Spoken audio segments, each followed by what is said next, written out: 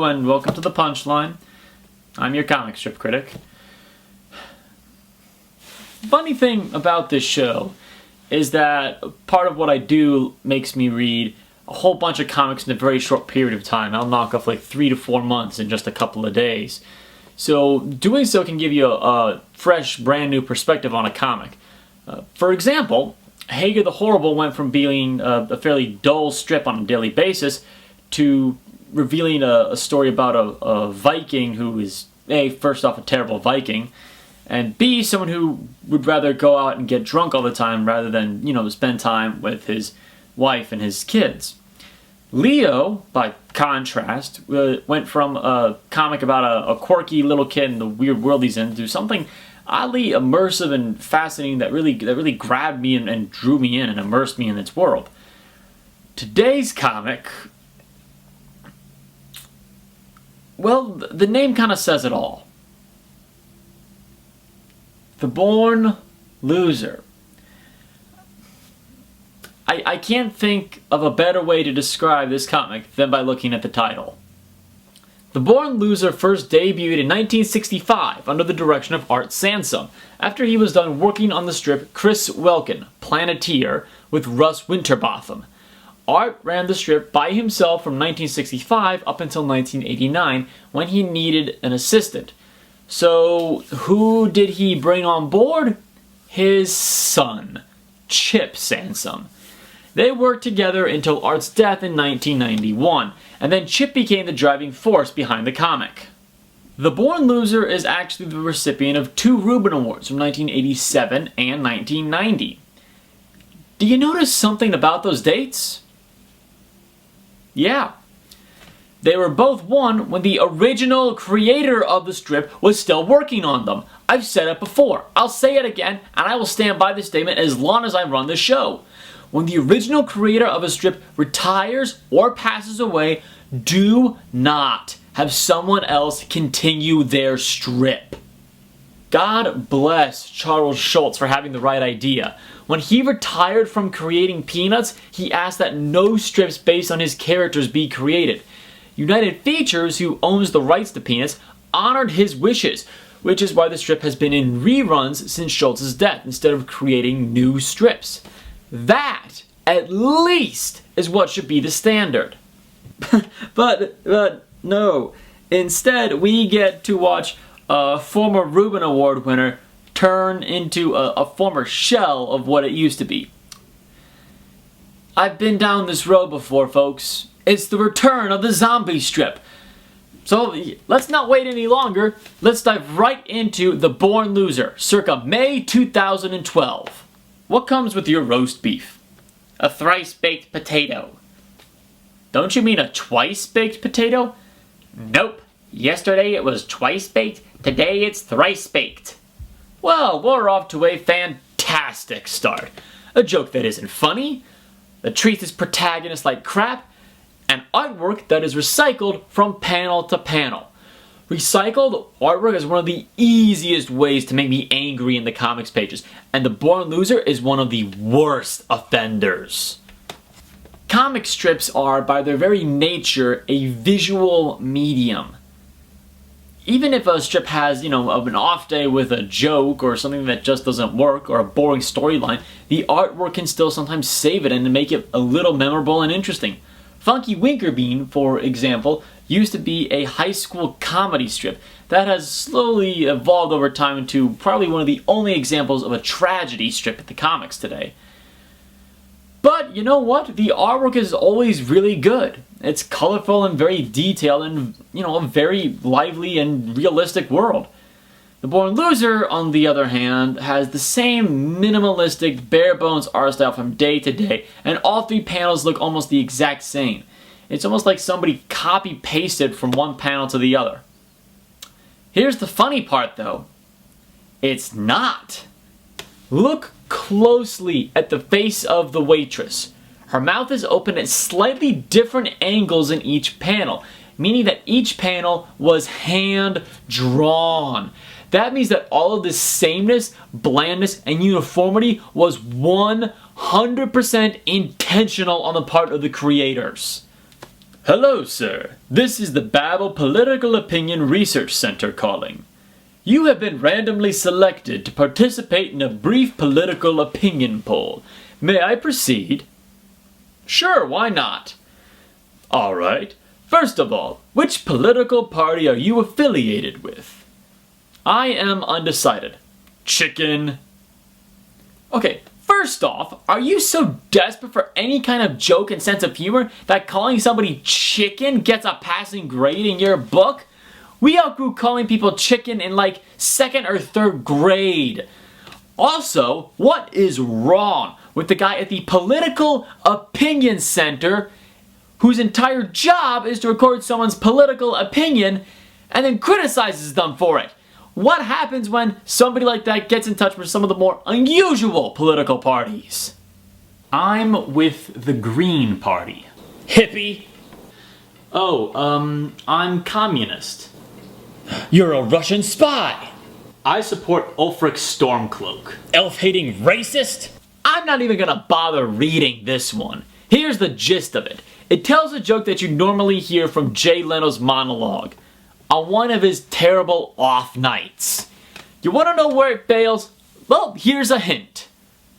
Now then, how did this change the comic and the joke? The answer is, it didn't!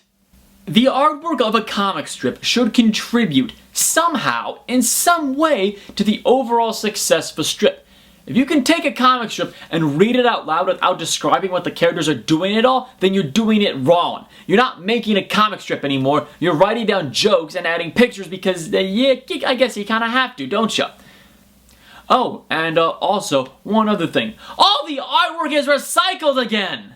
In this strip, Brutus and Wilberforce, and who names their son Wilberforce? Which glad is... Jeez, these names would be considered out of date by the Founding Fathers. Anyways, they wish Gladys a happy Mother's Day and then ask her to cook breakfast in bed. For them. Because watching a father and son disregard the mother on Mother's Day is absolutely hilarious. Do I need to explain what's wrong with this? It was right about at this point that I had that perspective change I mentioned at the beginning of this video. Right about here, only halfway through May, I realized that the Born Loser revolves around misery. Everyone insults, snarks at, or ignores everyone else. Nobody really cares about anybody else, and that includes the husband and wife. This is a big problem with a lot of comics. The husband and wife are supposedly in a loving and caring relationship, but all they ever really seem to do is just fight and bicker and argue with one another all the time, never ever showing any tenderness or affection towards each other. Hager the Horrible, the Born Loser here, the Wizard of Id, Beetle Bailey, pretty much half the strips in Real Life Adventures, and it's the entire premise of the Lockhorns. What is wrong with comic strip artists? Real couples do fight with each other, sure, but they do so much more. They worry about the kids, they share sweet moments, and here's a novel idea that'll blow the minds of half the cartoonists in the world.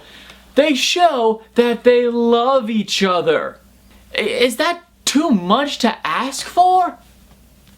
It seems that despite a thorough search of our extensive digital library, we have been unable to find the Invisible Man. We have been unable to find the Invisible Man. I've seen rocks that were funnier than this strip. Can you guys help me with my homework? I'm supposed to research something called a truffle. Oh, I can help you with that. A truffle is a fancy type of mushroom. They are valued in gourmet cuisine, especially in parts of Europe. Truffles are very hard to find. They grow wild in the forest, underground, near the roots of certain trees. Pigs are trained to find them because they can smell the truffles, even buried several feet underground. Isn't that incredible? Wow, no joke, that was actually really interesting. Somewhere, when that comic ran, some kid learned what a truffle was. Hey, you know what? You think it sounds weird, but I first heard Karl Marx's name from Calvin and Hobbes. People can learn stuff every once in a while from the comics. Now then, let's go pick up where we left off and then finish this comic. Pigs are trained to find them because they can smell the truffles, even buried several feet underground. Isn't that incredible? Your mother is like that with chocolate. You know, the last panel of a comic strip, especially one that, has the audacity to label itself as a comedy strip, should not end with a man delivering a cutting and vicious insult to his wife that compares her to a pig. It's not funny at all. It's just insulting and mean-spirited. You really want to know just how bad this particular comic is? When I make an episode of the Punchline, I do it one of two ways. Either I pick a storyline and review it from start to finish, like a complete story, or if a comic doesn't have storylines, like, The Born Loser here, then I choose a block of time about 3 or 4 months long, read it all, and then pick the interesting strips from there to talk about. This strip was so bad that I wasn't able to keep reading. I managed to get through May 1st to June 3rd, and then I stopped. I'll say it again, this comic made me rage quit after a single month of strips. Congratulations, Born Loser, you've set a record. You get to receive my first ever mark of shame.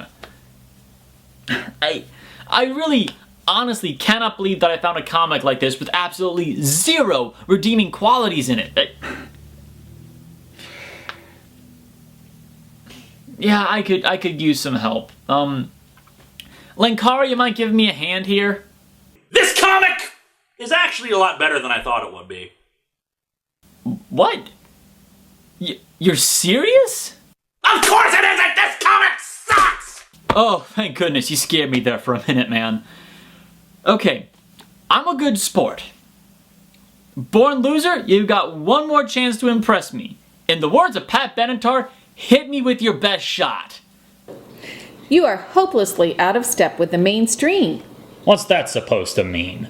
If you were a goose, right about now you would be flying south for the summer. Huh. It's kind of funny that the Born Loser gave me the perfect line to describe just how terrible it is. I may have just found one of my first running gags. I'm your comic strip critic, and I read the funny pages in the hope that someday they all catch up with the mainstream.